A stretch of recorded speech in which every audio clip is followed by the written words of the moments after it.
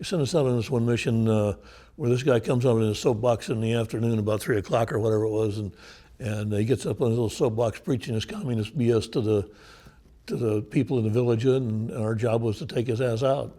And we went and set up on a hill, early in the morning before the sun ever came up, and took a fire team to guard our rear, and he and I would take turns on the binoculars, because after a while those really powerful binoculars are great for seeing, but after a while your eyeballs are ready to fall out. You got to take a break. And so we would, as the day wore on, we would keep adjusting our weapons for windage and sunlight and all those things affect the strike of the bullet. So we would do that all day long until this guy came out, and then whoever happened to be on the rifle at the time would take the shot. And he'd be on the ground before the sound ever got there. You are about to embark upon the great crusade to meet this mounting aggression. And make no mistake about it, good will prevail. I was born in San Diego, California. Spent about half my life between there and Albuquerque, New Mexico. It was a rough childhood. I spent time from 13 to 17 in an orphanage, an abusive family, not good. I was living at the orphanage in New Mexico, and a number of guys that were older than me had gone in the service, come back and visited and so forth, and they'd gone in the Marine Corps, a couple of them, and told me, of course, not to go in the Marine Corps, to go in the Air Force or something like that, and obviously, me being, hard-headed as I am, I said, no, I want to go in the toughest, meanest outfit they got. I want to be a big, bad Marine. So I got about 2 days before school started for my senior year, I got my mother's signature and joined the Marine Corps. Got out of boot camp, went into a unit that had just came back from the Cuban Missile Crisis. And of course they wouldn't, and I didn't know it at the time, couldn't talk about it, but I would ask them questions and all that stuff. Where'd you guys go? What'd you do? And all that. And they wouldn't tell. So anyway, that was my beginning in the Marine Corps and division. And it wasn't too long after that, we went on it used to be a float phase, where we were in the Far East and steaming around, going to various ports, and did that until it was about I was overseas for a 13-month tour, but 3 months of that was on the afloat phase. Came back to the States, was in Pendleton for a year, and then we had just gone to cold weather training in Squaw Valley, snowshoes and learning how to ski and combat in snow. And just got back from that, was sorting out all our gear, parkas and all that stuff, and they came into barracks and said, anybody that has more than a year to do is going to Vietnam. And nobody knew what Vietnam was back then. It was like, so 65, I guess it was, early 65. Well, when we went over, we spent about a month in Okinawa, I call it climatizing, learning jungle warfare and all of the stuff that you're really going to need in Vietnam. And they asked, who wanted to be a sniper. You had to be qualified and expert rifleman to begin with. And stupid enough to, it's a, pretty dangerous job, all in all. But, I was young and gung-ho, and I thought, man, I want to do that, and so I went to the sniper school, and it was the first one that they had instituted since Korea, I believe. They did it, the Marine Corps done away with it, and they thought, we don't need snipers anymore, we got bombs and, and all that stuff. But turns out they did need snipers, and I turned out going through the first class, at least there in Okinawa, and I think the first one they've had since World War II, even here in the United States, they hadn't started up the sniper schools yet. So anyway, I went through it and became a sniper, and I was still attached to the outfit that I was with. But during that month there, we also went to raider training, which is, learning rappelling down cliffs or climbing cliffs, blowing a radar installation, coming back, paddling out with a rubber boat back out to the submarine, and all that kind of stuff. It was all knot tying classes and just on and on and on, all kinds of training that just, you could basically do anything, survive anywhere. That was the idea. So, wasn't long after that, off to Nam, and we stormed the beach at Chu Lai, and one of those PT boats, where the front drops out and everybody just rushes out, into the hail of gunfire. And, you get through that, you're pretty safe. And we took over some positions at Chu Lai and set up an enclave, which is a half of a circle from the beach out and back to the beach. And in that, we had our headquarters and all of that. It was a battalion-sized operation. So I was attached to the battalion. In those days, it was scout sniper, and what we would do is we'd go out on reconnaissance missions, and we'd find out where the enemy is, and not to engage them because it's a reconnaissance mission. You're not armed for that. You're not into that. You're trying to snooping and pooping and hiding and camouflage and all that stuff. You're just you don't want anybody to know you're out there. And so but you're observing and you're watching, see where their positions are, and you're marking them down. You got a little pencil and paper. In those days, we didn't have computers or any of that shit, so we put it all down on paper, and we'd do our little mission, and we'd come back to base and try to get back through the lines without getting wasted. We had passwords and all that crap, to get back through the lines, and you had to know where to go because we had a booby trapped and landmines and bouncing betties and all that stuff, and comm wire, or not comm wire, but Constantine wire all around it, and so it was pretty well protected. And to get inside that line would have been extremely difficult because it was also covered with, they call it interlapping and overlocking bands of grazing fire. In other words, everybody has an area that they are responsible for when they're in their position, and they fire that line, they cover that area if there's under attack. And the guy next to him does the same thing, so it creates this overlapping fire all the way down the line, and it's also interlocking. So anywhere from about 100 yards out, and nothing is going to get through that, probably not even a mosquito, So that's what the outfit before us had done. They had fired their FBL for no apparent reason, Anyway, so that's what it was like. We just stayed there, did our thing, run patrols in the daytime. A lot of times we would take combat patrols out where we're armed to the teeth and looking for somebody to get in a fight with. We were out in on our first patrol operation, Starlight, and we're bopping along, and he steps on a landmine, and it was one of those that don't go off right away. You can hear them click, and there was actually I guess it was anti-personnel. It could have been anti-tank mine, but bottom line is he knew that when he stepped on it, what was going to happen next. And a lot of them are on timers so that they go off a few seconds after, like a grenade. You could pull the pin and let the spoon fly, and you got about 4 seconds supposedly until it actually explodes. There's a delayed fuse in them, and that's kind of the way this mine was. And he told us all to get back and get down, and which we did, and basically saved our lives, but just blew him all to hell. It was.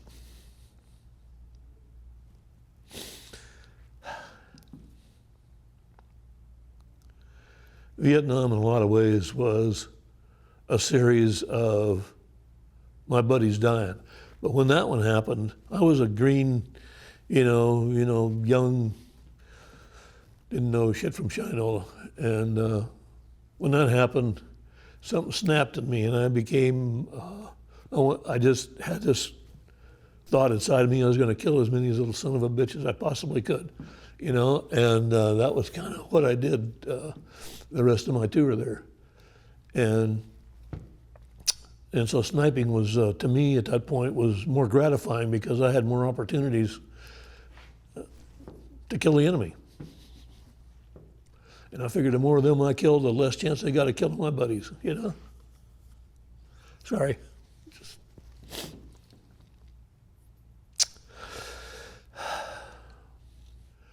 We had a couple of, I'd say, I don't know, typical, but they were missions that I was on. You go out in pairs. You're never alone in the Marine Corps ever. I don't care if you go into the head. You take your buddy with you. He literally watches your ass. Sorry, but I don't know if this gets edited or not. But hey, you didn't never go anywhere without a buddy. Never. And there's a good reason for that. Especially if you're in a jungle environment like we were in. Then the enemy looks for any opportunity to kill you, So we would go out sent us out on this one mission where this guy comes out in his soapbox in the afternoon about 3 o'clock or whatever it was, and he gets up on his little soapbox preaching his communist BS to the people in the village, and our job was to take his ass out. And we went and set up on a hill, early in the morning before the sun ever came up, and we took a fire team to guard our rear, and he and I would take turns on the binoculars, because after a while those really powerful binoculars are great for seeing, but after a while your eyeballs are ready to fall out. You got to take a break. And so we would, as the day wore on, we would keep adjusting our weapons for windage and sunlight, and all those things affect the strike of the bullet. So we would keep our dope. We call it our dope on your rifle. It's the windage and elevation that you put on it to make the shot land where you want it to. So we would do that all day long until this guy came out, and whoever happened to be on the rifle at the time would take the shot. And, he'd be on the ground before the sound ever got there, So that was one kind of mission we had. Others were like Overwatch. Sorry. Nikki Chappelle was, do you know who she is? Nikki Chappelle was a female reporter. She landed with Marines when they landed in Iwo Jima, and war correspondent. And just, what an incredible woman. Tough as nails, man. We'd sit around the fire at night. She'd tell these stories, man. It was like, her language was worse than the Marines, and I didn't think that was possible, but it was like, she was a trip, man. I love that gal. And she was with us for about a week, and we were out on this operation, and somebody in front of her tripped a tripwire, and this pineapple grenade, they call them pineapples, they're old World War II ones that have big chunks on the sides. So they call them pineapple because they look like one. Anyway, they tripped this wire, and this thing went off, and a chunk of the shrapnel cut her throat. And she died right there in the fucking rice paddies in Vietnam. Sorry about the language, but it just had a lot of shit like that happen. It was miserable. Bottom line, it was hell. We were at our base camp in Chulai, early in the morning, 7 o'clock or so. We were up grabbing chow, whatever, and milling around. And we get this call that a helicopter's been downed, and not too far from our position, a few clicks. And we have to go out. We're going to go out and guard this chopper because there were some other Marines on board, squad size, I guess, or whatever. So they bring in a number of choppers and haul our company out there, which, it's our company. And when we start to land, we can't land because we're taking incoming fire. And they just kind of flew over, and we jumped out the door and into a rice paddies, and there we were in the middle of this whole mess. And we didn't know this at the time, and I don't know story-wise how to tell it, except that we stumbled into a VC headquarters. They were starting to amass. They had a couple of battalions, from what I understand, of battalions there that they were going to amass and assault us in July and try to overrun us. Well, when we went out to guard this down chopper, we set up a perimeter around it, and the rice paddies in that area were uneven. They were like, tiered. I'm sure that you've seen pictures of them, but you have a berm up on one of them that keeps the water from it running down into the next one, so that's how they're separated. And so we wound up in this one that was kind of in a low area where this chopper was, and where the Marines, what was left of them, that's where we wound up. So we called in airstrikes all day long. We called in naval gunfire, our own artillery, everything we could think of to bring to bear on these guys, and they were still just, we were in a shit storm. There's no other way to put it, man. They used ACAC guns on us. They had 50 calibers. They had everything you could think of. And we were way, way outnumbered. We didn't know that at the time. We just knew we were in the middle of a terrible fight. And so we kept shooting. And my rifle, I had an M1 Garand, was my sniper rifle, and I only had a limited amount of ammunition.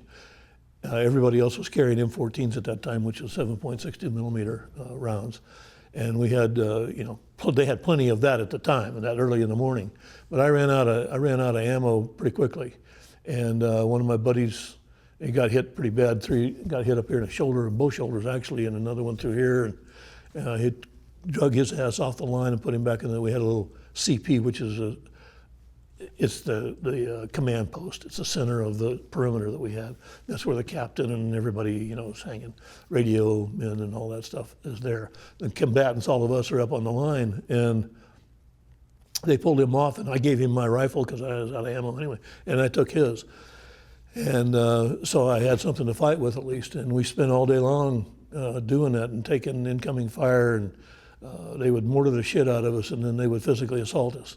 And then they'd mortar the crap out, and they'd physically assault us. And this went on all day and into the night. And I don't know, it must have been about 1 or 2 o'clock in the morning. I was laying kind of like this, kind of laying back, trying to grab some Z's, and my buddy's on watch, and he's like from maybe here to that planter, and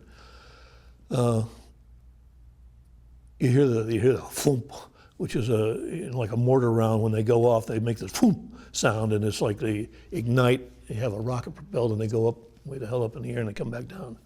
Well, you've got about, I don't know how many, probably 8 seconds or less, but from the time you hear that to the time that it's back down on you, exploding.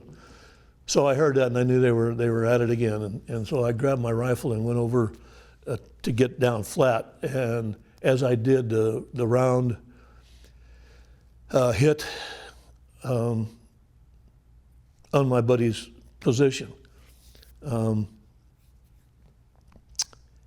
And I got hit in the right elbow from shrapnel, and also I didn't know it at the time. I didn't realize it at the time that the concussion from it had like picked me up and thrown me forward. And all I know is I was buried. I didn't know if I was alive. I didn't know if I was dead. I couldn't hear anything. I couldn't see anything. Couldn't feel anything. From the concussion of that thing, it just numbed all my senses. And I thought, I didn't know. I really thought I was dead for a second. I thought, maybe I'm dead, I don't know. So I laid there, but something in my brain or wherever kicked in and said, the next thing that's going to happen here is they're going to assault us. And so I knew I needed to get up and get ready for that, So I did. I kind of got myself up enough and shook my head, whatever I did to get back to a defensive position, because I knew they were going to be coming at us. And it was one of those nights where it really wasn't moonlit, but there was enough starlight and there's no city lights or anything around there, but there's enough light, from stars or whatever that you can see silhouettes and stuff out in front of you, especially if it's moving. And here they come, they're crawling, snooping, they're snooping along the ground, and I was down to probably my last magazine, or less than a magazine of rounds left, and I told my buddy, or I thought he was still, I didn't know whether he was there or not, I didn't know anything at that point, and I said, hey, hold it until they get close, because we only had a limited amount to make sure they counted. So I waited until they got about from me to you, and I opened up on the ones that I could see, and I thought we were done. I thought, okay, I'm going to see God next, or the devil, whichever it may be. But I thought I'm dead. And I had already fixed bayonets because I knew we were going to hand-to-hand combat because we didn't have enough rounds left to hold off another attack like we had been enduring during the day. And it just stopped. There was no more sound. There was no more fire. There was no more nothing. It was just stopped. And I was like, oh, maybe I am dead. It's like you're so, my head is so fucked up at that point. I didn't know. And so I waited and waited and waited and nothing, and finally you could hear guys behind me stirring, and guys calling for medics and all of this stuff. And buddies on my other side, I said, man, I couldn't figure out why my sleeve on my utility shirt was wet. And damn, I've been having water, and it turns out it was my blood. But they called a corpsman over, and he wrapped the thing up. They yanked me off the line and put me back at the CP, and that was the end of it. They called in helicopters the next morning to evacuate us out. And before they got there, you stick your head up to see, if it's going to get shot or whatever, and no incoming. So, you know, you get braver and you stand up a little bit. Finally, I got up, and we all did, and I walked out there to where my position was, and I had lost my helmet. And I found my helmet, and I knew it was mine because it has our name. You know, we put our name on there. All your gear has got your name on it. And I found it in the back of, we had these old steel pots, they call them, like from World War II. And the back of that thing was caved in from the concussion from that round. You know, and looking for my buddy, and we found part of one of his boots. It was about all that was left of him. And so for many years I carried that around, actually with part of him in me. And I thought, you know, it was really a screwed up way to live your life, you know? It's just, it sucks. I endured it. I have no idea how, except for a lot of people that loved me, cared about me, and helped me through it, you know? And here I am today, crying about it. You know, I'd kind of given up hope at that point that I'd ever see my homeland again. It just didn't seem possible. You know, there was still, the enemy was still out there. Just because I got wounded, I got evac out to the hospital, shipped to repose, and I was on board that for actually a few weeks. They steamed down to the Philippines to refuel, and the damn thing broke down. And so we were there for about 2 weeks. Only supposed to be there a day. Anyway, I just didn't think, I didn't think after that. I thought, well, I still got to go back to combat zone. We could get mortared, you know, who knows, you know, what can happen. I just, you know, I just didn't think I was going to make it back. We'd kind of just given it up. Figured we're done. Well, we took a chopper from Chu Lai to Da Nang. It was about 50 miles north of us. And from Da Nang, we got on the C-130, and that flew us to Okinawa. And from Okinawa, we flew on Japan Airlines, I think it was, or one of the Asian airlines. And they took us to Tokyo. And then we swapped stewardesses, got American stewardesses, you know, they called them stewardesses in those days.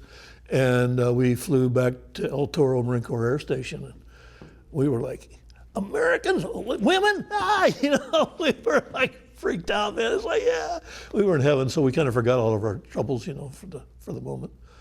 But we landed at El Toro. They checked our sea bags, gave us a bunch of shots. And before the sun rose that morning, I was up in LAX. About 10 of us had gotten in this great big old Cadillac or whatever it was, taxi, and split the fare and got up to LAX, and we're all still in a green, our dress uniform, and a car backfired, and every one of us, man, we hit the deck. We're laying there in the damn gutter at LAX, and then you get out and you look around and shit, you know. And that's kind of the way that it was, you know. Got some crap from some people on my way to my flight, and you know, and did the smart thing, which was not engage them. I really wanted to just pop them in the mouth and say, shut up, you know. But, you know, the difference between the Vietnam era vet and one of the big ones and the World War II guys, they all did the same thing combat-wise, and they all had the same, I think, mentality. But the difference is that when they came back, they came back on ships. They had about a month or 3 weeks or whatever it was coming back from Germany or whatever theater they were in, that they were with their buddies and the guys they went over and fought with, and they had the chance to debrief and talk about, you know, their experiences and move through some of that stuff with people that actually understood what the hell they'd been through. Vietnam wasn't like that. I came back by myself, you know, along with a bunch of other guys that I didn't know. You know, they just happened to be rotating back at that time from various parts. Some of them were in Saigon. They were all over Vietnam. We had hundreds of thousands of troops there at that time.